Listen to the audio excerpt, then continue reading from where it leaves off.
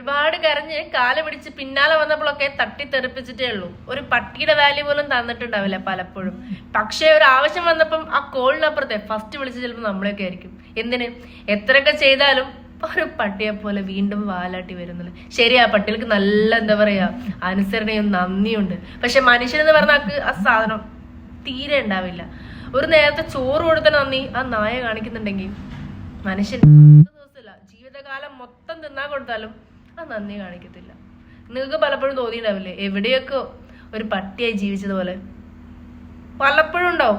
ആവശ്യമില്ലാത്ത ആൾക്കാർക്ക് ആവശ്യമില്ലാത്ത കാര്യങ്ങളും സ്ഥാനവും സ്പേസും കൊടുക്കുന്നതുകൊണ്ടാണ് നമുക്ക് ഈ ടോർച്ചറും തലവേദനയും ഇറിറ്റേഷൻസ് ഒക്കെ വരുന്നത്. എന്റെ പൊന്നോ, ഒന്നും വേണ്ട. നമ്മളെ ലൈഫാണ്, നമുക്ക് നമ്മൾ മതി. നമ്മുടെ കാര്യങ്ങൾ മാത്രം നോക്കി നടക്കുക. ബാക്കിയുള്ളവരുടെ കാര്യത്തിലേക്ക് തലയിടുമ്പോഴാണ് അതിന്റെ പ്രശ്നം, അപ്പുറത്തെ പ്രശ്നം, ഇപ്പുറത്തെ പ്രശ്നം, ആവശ്യമില്ലാത്ത കാര്യങ്ങൾ നമ്മളിട്ട് കുഴച്ചോ ഒരുമാതിരി അവിയൽ പരിവം.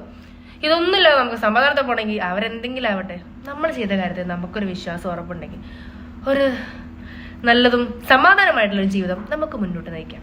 അങ്ങനെയല്ലേ? ഒന്നിലേക്കും തലയിടണ്ട. നമ്മളെ കാര്യം നമ്മൾ മാത്രം നോക്കുക. അതാണ് ഏറ്റവും വലിയ സമാധാനം. വേറൊരാളെ സഹായിക്കാൻ പോയി കഴിഞ്ഞാൽ ലാസ്റ്റ് തലവേദന പോയി. ലാസ്റ്റ് ഈ പ്രശ്നങ്ങൾ മൊത്തം ഉണ്ടാക്കി നമ്മളെ തലയ്ക്ക് വരെ വരും. അങ്ങനെ എന്തൊക്കെ കിടക്കുന്നു.